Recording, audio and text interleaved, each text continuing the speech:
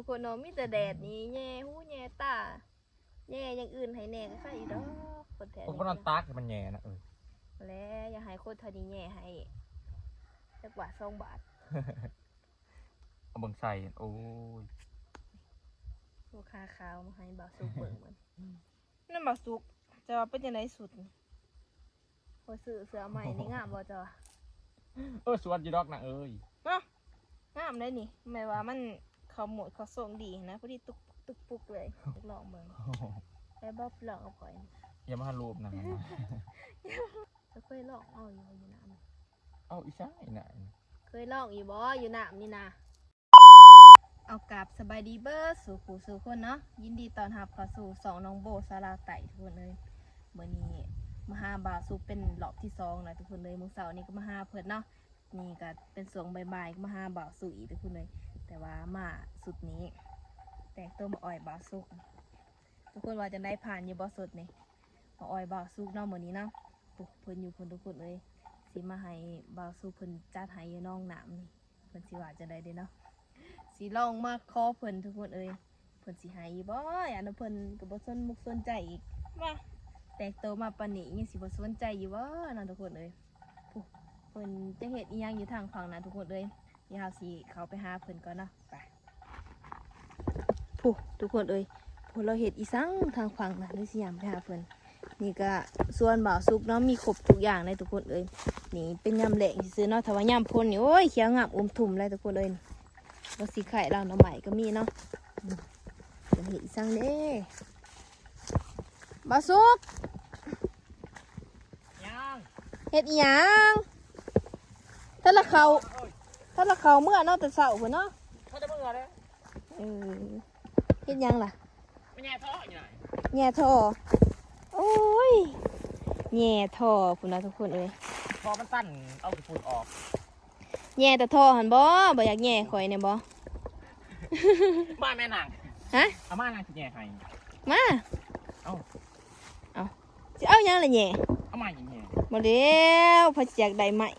โอ้ อยากได้แต้วนุ่มๆนัวๆแน่แต่ว่ามันแย่ก็ได้นั่นทุกคนเลยเฮ็ดหยังมันยามป้าบ่นี่ได้บ่ มันบ่ทึกนะเอาคุณออก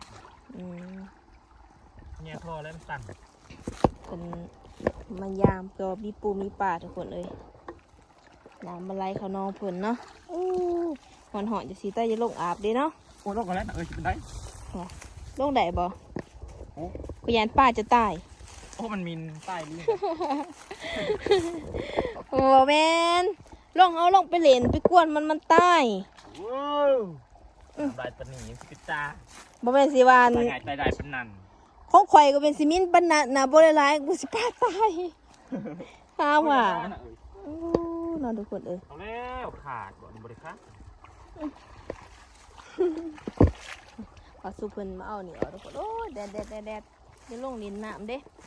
ลงแล้ว จะหน่อยป้าเจ้าสิตายยังวะ โอ้ย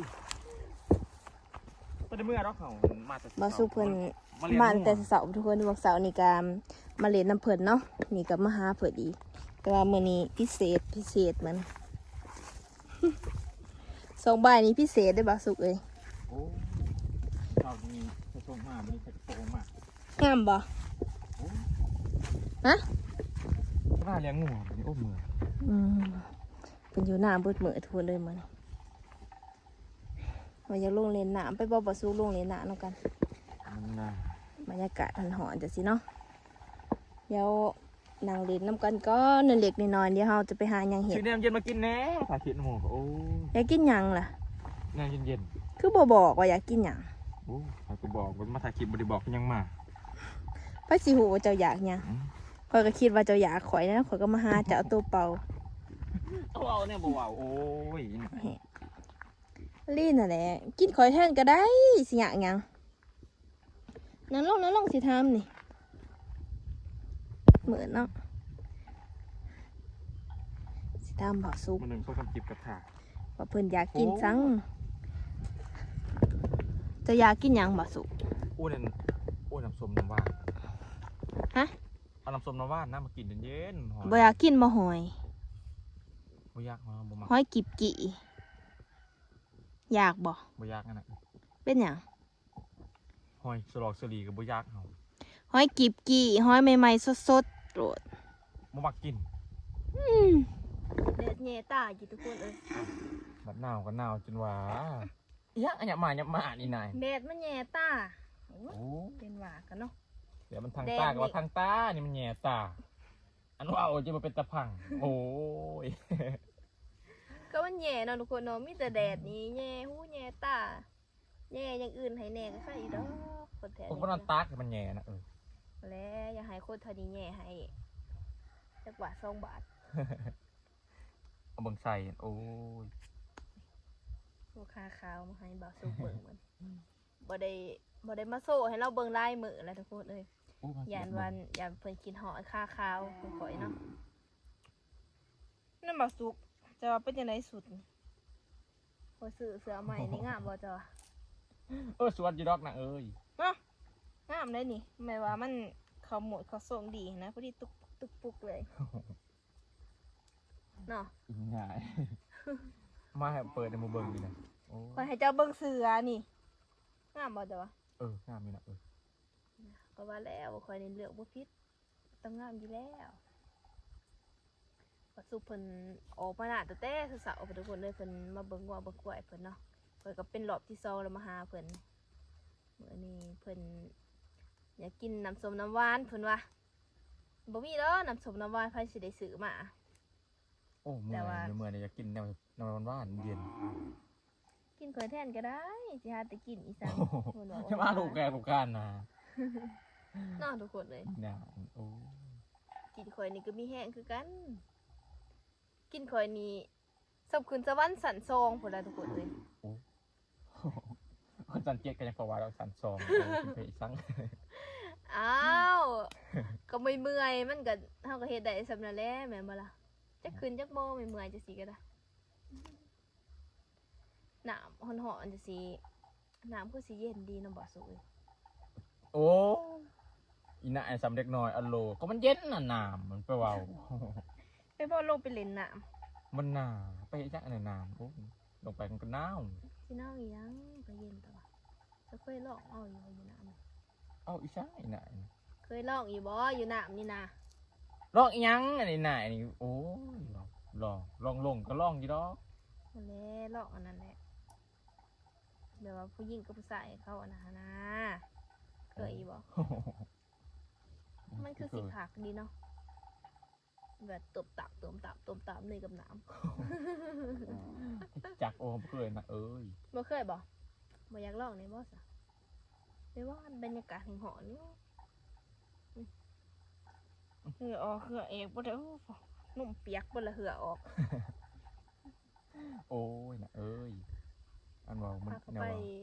ลองอยู่น้ำโอ้ก็สิเย็นหีแล้วเนาะ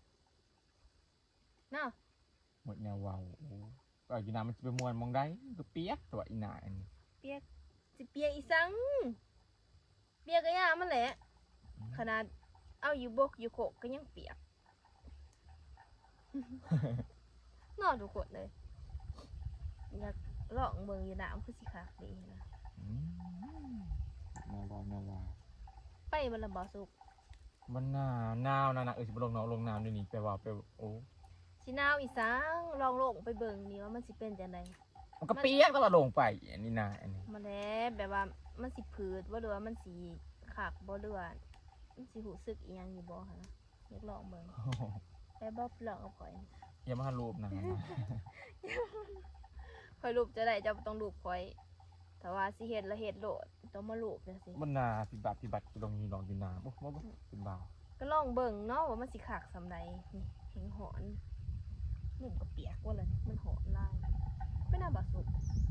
ลองเบิ่ง ดีๆนะ โอ้ยทาง มาทางนุ่มทางจุกเลยนะเจ็บ มันดึงแค่มึงไปใส่มึงทางอะไรก็ไปว่ามึงจะเก็บของเพื่อนโอ้ เครื่องไวเลยติล่ะ นุ่มมันเปียกเบิดอะไรในบาสุกเสร็จแน่เบิ่ง ก็เลย หาเห็ดโลเละๆเอง ว่าเลยก็มาอยากมาลองอยู่นอกอยู่น้ำว่าเป็นบาเป็นบัตรโอ้ย ไปนะสิว่าอะไรนะเขาสิไปอยากไปอยากลองเบิ่งไปลองเบิ่งอยู่นะคือสิคักคือสิ บ่มีไผเคยเห็นนะ มันสิอึดบ่คนในโล บ่ ก มี นี้ ดอกแต่ก็ยังบ่เคยก็อยากลองเบิ่งว่ามันเป็นจังได โอ้ สิมีความรู้สึกอยู่บ่ โอ้ยอย่ามาลูบหน้านางมึงหน้าลูก ไปแล้วนางผู้เดียวไปแย่เอารถนะผู้เดียวนะโอ้ สิเอาหยังล่ะแหน่ก็อยากได้ของเจ้ามันมาแหน่นี่ โอ้อีนาง เอาทุกคนเลยบัดนี้ ก็อนุญาตปิดคลิปก่อนทุกคนเอ้ยสิพาบอสุกไปแหย่อยู่น้ำเนาะมันไปลองเบิ่งว่ามันสิคักสำไรไปต้มหาบอสุกปานนี้สิว่าจานให้บ่เนาะทุกคนเอ้ยไปสิไปแหย่กับบอสุกก่อนทุกคนเลยบัดนี้ ว่าคือมึงสิไปน้ำเพิ่น มีแต่ว่าปอกกันคลิปนั้นแล้วทุกคนเนาะ โอ้ บ๊ายบาย กรรมฐาน